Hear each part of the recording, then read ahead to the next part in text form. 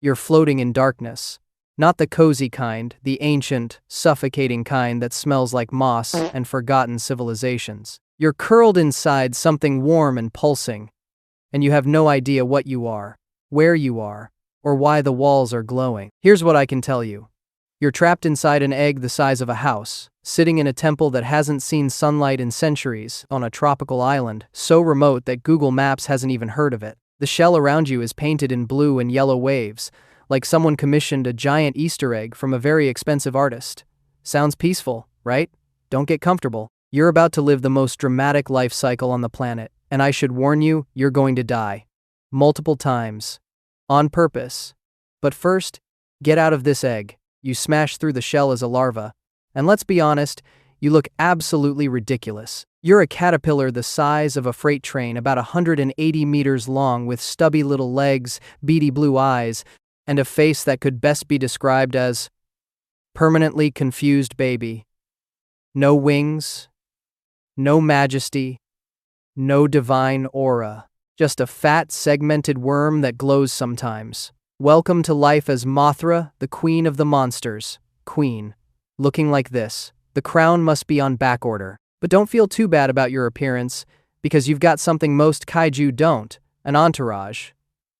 Two tiny twin women, each about a foot tall, are singing to you from a nearby cliff. These are the Shobijin, your personal fairy priestesses, and they've been waiting for you to hatch like fans camping outside a concert venue for 3 days. They're psychically linked to you, which means you always have someone to talk to, except they communicate mostly through singing and synchronized choreography. It's like having backup dancers who double as your therapists. You don't fully understand what they're saying yet, but the vibes are immaculate. Your first few days are spent doing what any newborn caterpillar kaiju does, eating everything. Trees, bushes, the occasional shrine, nothing is safe from your mandibles. You tear through foliage like a lawnmower on steroids. You're growing fast too. Every meal adds another segment to your already absurdly long body. The local islanders worship you as a goddess, which is flattering, but also a bit awkward when they catch you accidentally bulldozing their village while reaching for a particularly tasty palm tree. You try to look apologetic, but it's hard to convey "my bad" when your face is just 2 glowing blue dots on a blob. As weeks pass, you discover your first real ability, silk. You can shoot thick, sticky webbing from your mouth with the accuracy of Spider-Man if Spider-Man was 300 feet long and had zero concept of personal space. Your silk is incredibly strong enough to trap kaiju, wrap around buildings, or cocoon an enemy so thoroughly they look like a burrito from a very ambitious Taco Bell. You practice on trees first, then rocks, then an unfortunately slow bird that happened to fly too close. Sorry, buddy. Here's the thing about being a larva, though. Everything wants to stomp on you. You're basically a giant grub with a kick-me sign stapled to your back. Other titans roam the earth, and some of them are not friendly. You sense vibrations through the ground, something massive is approaching. Your Shobijin starts singing faster, which is never a good sign. It's like when your GPS says, recalculating, but with a tone of genuine panic. The ground shakes, trees topple, and through the jungle emerges something enormous and angry. You're a caterpillar, and your options are limited. Spray, silk, and prey. You fire strand after strand, wrapping, webbing around the incoming threat's legs. It stumbles, roars, and thrashes. You buy yourself enough time to retreat.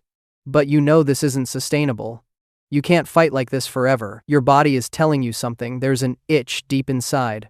A biological alarm clock going off that says it's time. You find the tallest structure you can, an ancient temple covered in moss and carved with images of creatures that look suspiciously like you, and you do the most dramatic thing any insect has ever done. You spin a cocoon around yourself. Not just any cocoon. This thing glows, pulses with bioluminescent light, and hangs off a waterfall because apparently you have an instinct for theatrical aesthetics that would make Broadway jealous. Inside the cocoon, something incredible happens. Your entire body dissolves and rebuilds itself from scratch. Imagine checking into a spa and coming out as a completely different species. That's metamorphosis, baby. Your stubby legs? Gone. Your wormy body? Restructured into something elegant. Those sad little beady eyes? Upgraded to high definition. The process takes anywhere from hours to days, depending on how dramatic the situation outside is. The more danger, the faster you cook. It's basically a microwave for evolution. Hit the crisis button, and you're done in minutes. And then you emerge. Your wings unfold for the first time. And honestly, the world isn't ready. You've got a wingspan of 803 feet wider than 2 football fields side by side. Your wings are covered in intricate patterns of orange, black, and iridescent blue that shimmer like stained glass when light hits them. You're not just a moth anymore. You're a flying cathedral. Each wing beat sends hurricane-force winds rippling across the landscape. Trees bend. Waves form on every nearby body of water. Smaller creatures probably rethink their entire existence. Your Shobijin are losing their minds with joy down below, singing at full volume like the world's tiniest concert just hit the encore. Your abilities in this form are, frankly, unfair. You can emit bioluminescent god rays from your thorax beams of golden white light, so intense they cut through storm clouds and temporarily blind anything stupid enough to look directly at you. It's like having a built-in flashbang, except beautiful. Your wings release reflective scales that act as a defensive shield, bouncing enemy attacks right back at them. You've got a stinger now, tucked under your abdomen like a concealed weapon, capable of delivering paralyzing venom to creatures 100 times your weight. And you can still shoot silk, because why give up a classic? But here's where things get really interesting. Godzilla. You and the big guy have history. Like, ancient history. Cave paintings, dating back thousands of years, show the two of you fighting side by side against threats to the planet. You share a symbiotic relationship. Your life energy is connected to his in a way that scientists can barely comprehend and honestly just label some kind of ancient bond thing. You communicate with him through sonar across vast distances. It's basically FaceTime, but with seismic waves instead of Wi-Fi. When he's in trouble, you feel it. When you're in trouble, he gets angrier. It's the ultimate power couple dynamic, except neither of you has ever once discussed feelings about it. The big test arrives when King Ghidorah shows up. 3 heads, 0 chill, and he's from outer space because apparently Earth's homegrown problems weren't enough. Ghidorah is trying to terraform the planet and wake every sleeping titan to serve as his personal army. You don't hesitate. You launch yourself at Rodan first, a volcanic pteranodon-looking titan who sided with Ghidorah because he's the kaiju equivalent of that friend who always backs the wrong team. The fight is brutal. Rodan's body temperature is literally volcanic, and every time you get close, your wings start singeing. You're trading blows thousands of feet in the air, silk versus fire, grace versus brute force. You nail him with your stinger, and he drops like a sack of volcanic rocks.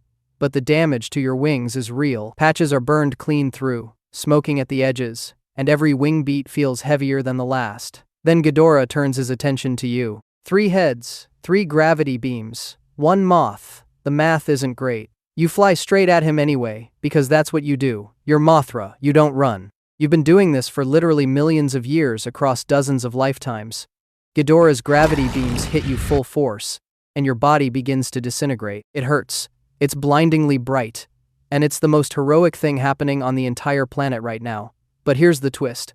Your energy doesn't just vanish. As your body breaks apart, your life force transfers directly into Godzilla. Every particle of your being flows into him like the universe's most dramatic power-up sequence. His eyes glow. His spines light up like a nuclear Christmas tree. His body erupts with thermonuclear pulses that make his regular atomic breath look like a birthday candle. He becomes burning Godzilla, and Ghidorah gets absolutely obliterated. You died so that a giant radioactive lizard could go full supernova on an alien space dragon. Somewhere, your Shobijin are both sobbing and giving you a standing ovation. But death for you isn't really death. It never is. See, before you went full kamikaze, you laid an egg. You always lay an egg. It's your thing. Somewhere on Earth, in a hidden temple or an underwater cave or just sitting on a mossy rock looking absolutely gorgeous, your egg is already glowing. Inside it, a new you is forming, same memories, same purpose, same ridiculous larval body. You've done this cycle dozens, maybe hundreds of times across millions of years. Hatch, grow, cocoon, transform, fight, sacrifice, repeat. You're the ultimate subscription service that never gets canceled. When you hatch again, you'll have the same connection to Godzilla, the same bond with your Shobijin, the same instinct to throw yourself at whatever 3-headed space dragon or rogue titan decides to start trouble. You'll drag yourself out of that shell looking like a goofy caterpillar again. And somewhere on a remote island, a tiny pair of twins will start singing, and the whole beautiful, ridiculous cycle begins from scratch. Being Mothra is basically being the universe's most overqualified butterfly, a goddess, a warrior, and a walking light show who dies more often than a Dark Souls player on their first run, but comes back every single time looking fabulous and ready to throw hands, or wings. Whatever moths throw,